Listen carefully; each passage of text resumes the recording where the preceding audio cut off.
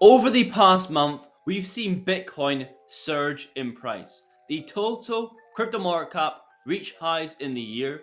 The altcoin market cap reached highs since April, and coins in my portfolio like Tau, NXRA, WTK are up 2 to 3x in my portfolio. But one coin is not moving, and that coin is QNT.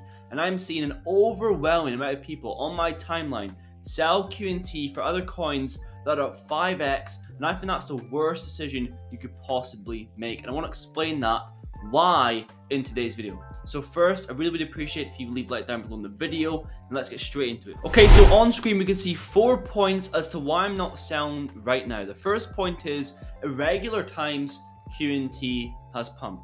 This is true. During June 2022 to October, QNT did 4 to 5x in price when the majority of the market was going down. Bitcoin went from around 30k to 20k during that time period. And after FTX, while the market was recovering, QNT was once again increasing in price. And so in a scenario where Bitcoin is testing the lower 30k support ranges, I would not be surprised to see QNT increase in price and decouple from the market. Now on to point number 2, rotating profits. When I personally invest into a project, a lot of research and thought goes into that process. It's not done the whim where I see a project and 2 hours later I'm hitting the buy button. And for when I actually sell that project, I plan to be in profit.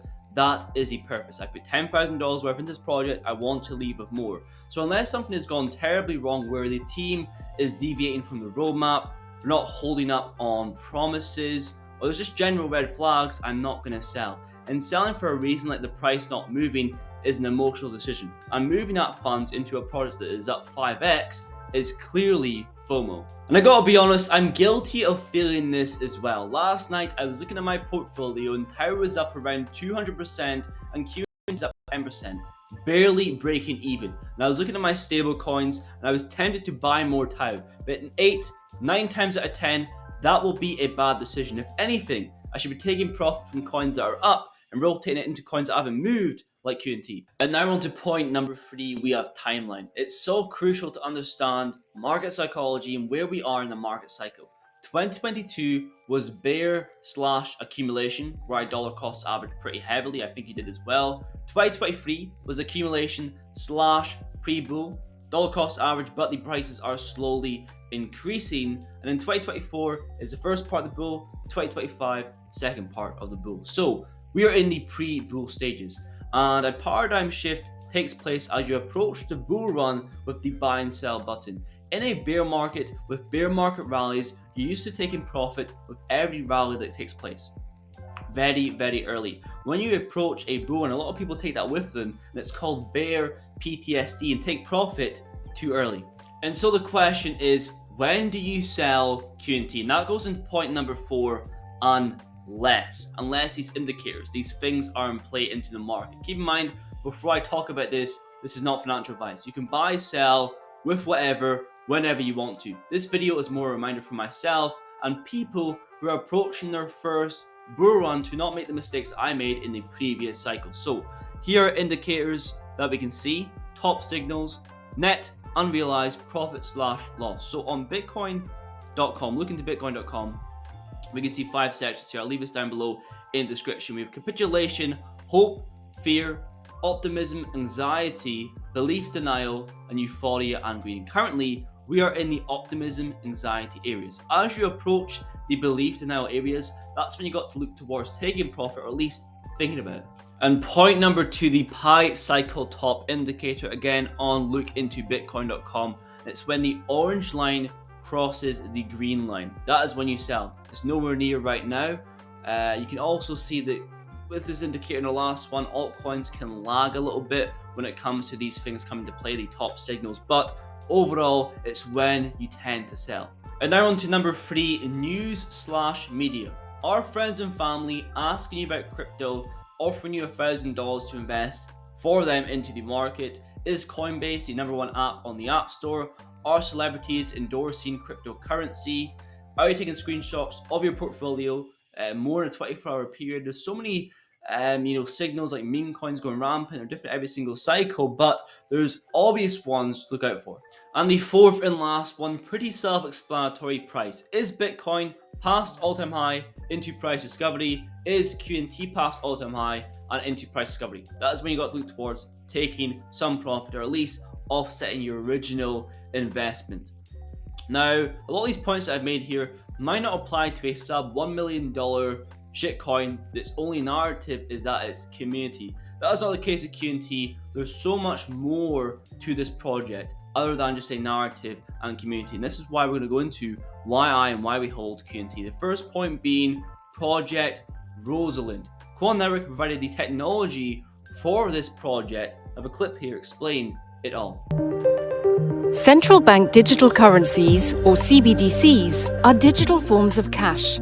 Many central banks are exploring the use of CBDCs to buy goods and services in shops and online. Project Rosland, from the BIS Innovation Hub London Centre and the Bank of England, is testing how APIs could enable retail CBDC payments and support innovation. The project builds a prototype of this API. APIs define how systems should talk to each other. The prototype connects central bank ledgers with private sector service providers. It experiments with API functionalities that would enable providers to develop applications. These applications would help individuals and businesses to manage their CBDC balances with the central bank and make payments to each other in shops and online. Working with collaborators from the public and private sectors, the project explored many CBDC use cases. Some use cases tested integration with existing payment systems, some tried new ways to make payments, and some tested applications with emerging technology. The project explored how the API prototype could support private sector programmability. For example, after placing an order, a customer could agree to put away a certain amount of CBDCs so that a merchant could have certainty that the customer will be able to pay. Programmability could also allow payments to be triggered when agreed conditions are met, so that consumers would only be charged when their orders are delivered. The project also tested a privacy model that would not give the central bank access to users' personal data. The Rosland experiment shows that the API prototype could support many different use cases and could work with different central bank ledger technologies. It could connect the central bank, service providers, individuals, and businesses to create an ecosystem. New ways to make payments could be added as the ecosystem continues to innovate. Project Rosland, building API prototypes for retail CBDC ecosystem innovation. And remember that all transactions on the Overledger are settled in QNT. This point stands for number 2. We have LapChain, Nexi, Oracle. They all rely on the Overledger for interoperability. And point number 3, tokenomics. 100% circulating, no inflation, and technically more scarce than BTC. Number 4, standards. Apart from the CEO and founder Gilbert Verdin founding blockchain ISO standard TC307, they are setting standards along with MIT and IETF. And that is pretty much it for today's video. We went over why I'm not selling QNT, when I actually plan to sell QNT, and why I hold QNT, especially when the price is not moving. Conviction is needed in times like this. Give the product time, give QNT time to flourish when at least the bull one is actually here. These are pre-bull stages. Lastly, I want to show the closed group that we have. Digital Wealth Society has been closed for over a month now, where we have crypto, mindset resources, weekly reviews of every single project that we speak about on the channel, and active updates for every single time that I buy and sell cryptocurrency with the exact amount shown on the screen.